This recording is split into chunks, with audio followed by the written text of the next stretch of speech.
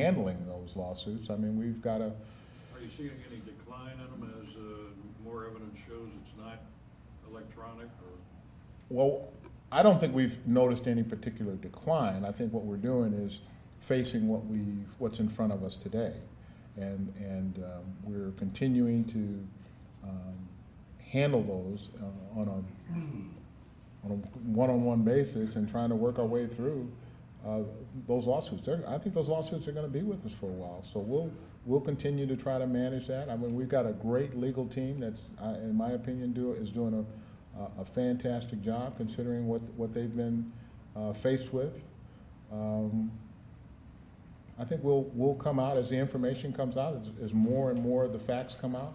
I think that will continue to support our case, and I think we're going to be okay.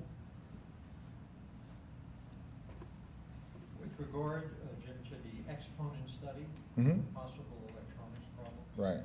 What kind of preliminary findings have they come up with, and when do you expect release of their findings? I have not seen the preliminary findings, and I don't have a date in terms of when we'll have the final report. We can work to try to get that for you if you're looking for that. I would be grateful. Okay, we can do that. Both those questions. Okay, okay. Sorry. Yeah, go ahead. Yeah, Absolutely. yeah. A while back, Hyundai made a presentation to WAPA Mm-hmm. at a luncheon. We had an extensive slideshow. Mm-hmm. A couple of those slides presented some time series information, month by month, beginning in probably late 2009, going into 2010. And Hyundai was comparing itself against Toyota and against Honda in particular.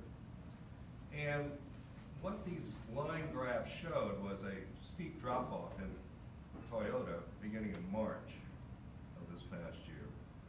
Now, it wasn't real clear what exactly was being measured on the vertical axis, whether it was some sort of measure of reputation, consumer confidence.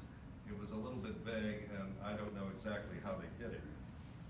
But it did show a sharp decline, fall off for Toyota compared to Hyundai and Honda, and I'm wondering if you know what they were talking about, if you can comment on that in any way, what has been Toyota's experience in this regard.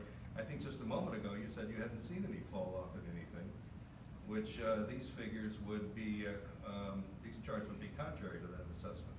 Well, I certainly, I think that's an interesting, and I'd love to see the results of that presentation as well. But here's the reality of what we know today. I can send it to you. I'd love to see it, and please do. But the reality is this: Toyota is still the #1 selling retail brand in the entire country. Camry is still the number one selling passenger car in the country. Our market share remains very strong here in the U.S., and we're going to continue to try to keep it that way.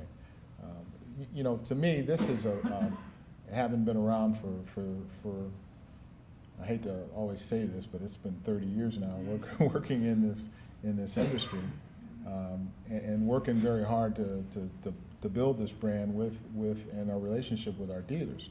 But it comes out to be a pretty simple business. We have a responsibility at Toyota to develop great products that consumers want, great quality products, and do a good job of making sure that the appropriate value and pricing is right for this market. And the dealers have another simple role, and that's taking great care of the customers. If you do those two things, and I think we have done a pretty good job of that in the past, I think you have a pretty good chance of being successful here in the United States. We're going to continue to focus on that. Other folks can predict what's going to happen in the future, and you know, certainly we've got our own folks that take a look at the market and try to anticipate where the market is going. In this case, the study that you're mentioning points for an optimistic view for one of our competitors. So, hey, I'd say great for them, and we're going to continue to try to compete and try to satisfy customers in the marketplace. But I would like to see that study. I think it'd be good. Yes. Hello, I'm James Durrell with Planet Vehicle. I just wanted you to expand a little bit more on your involvement with various charities. Mm-hmm. Just tell us about who you worked with,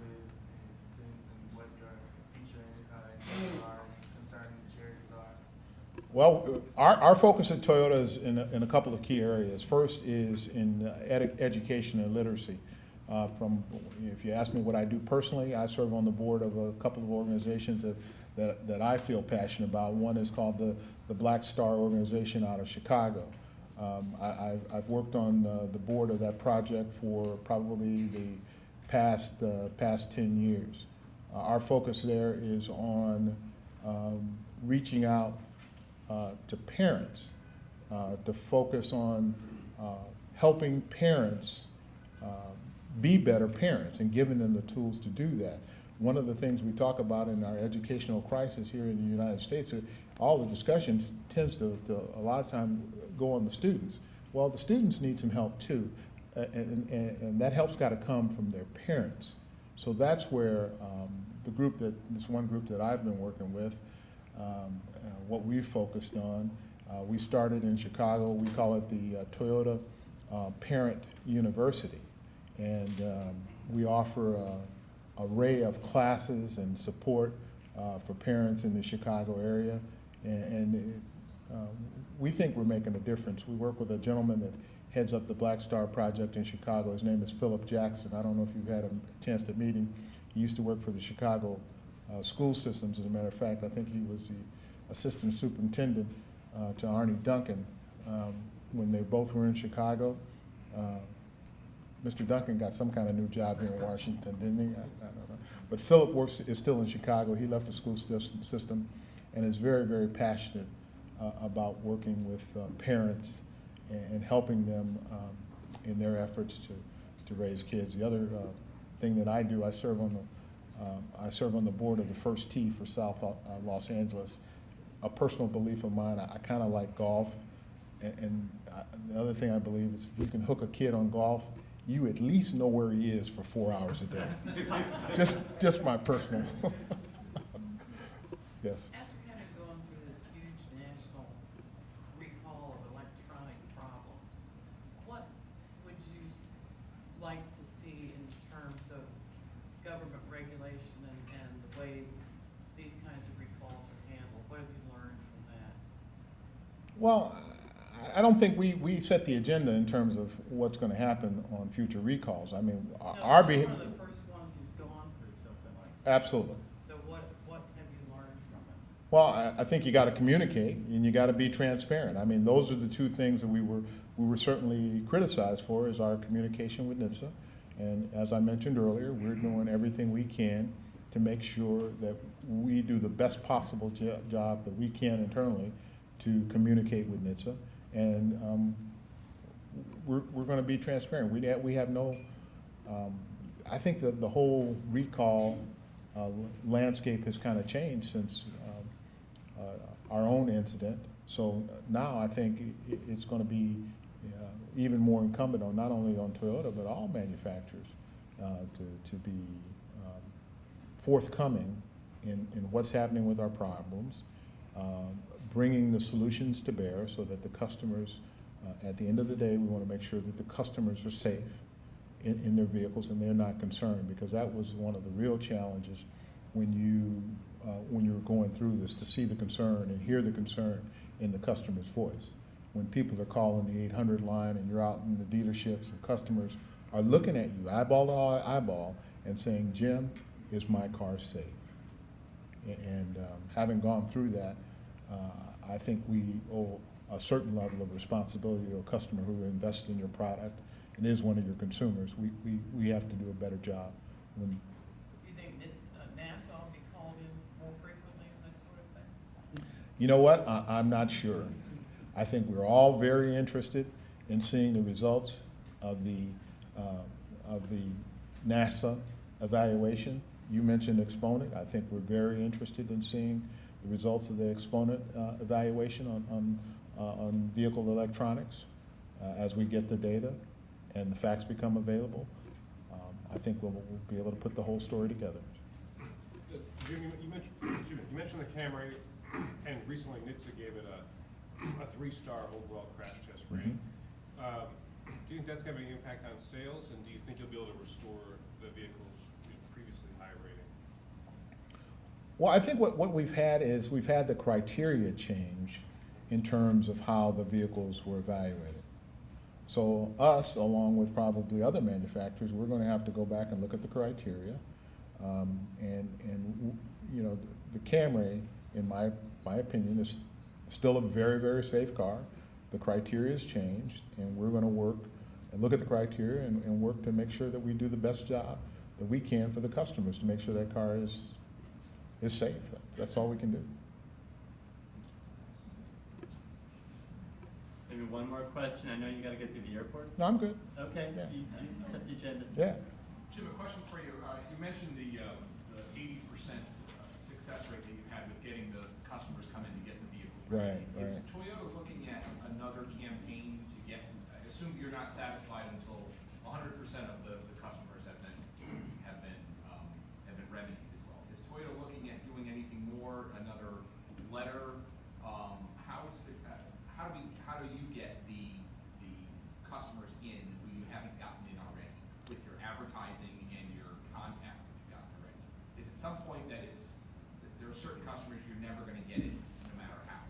Could you comment a little on that? Yeah, typically, on a typical recall, and these are industry numbers, you will typically, after 18 months, get about 70% of the people return.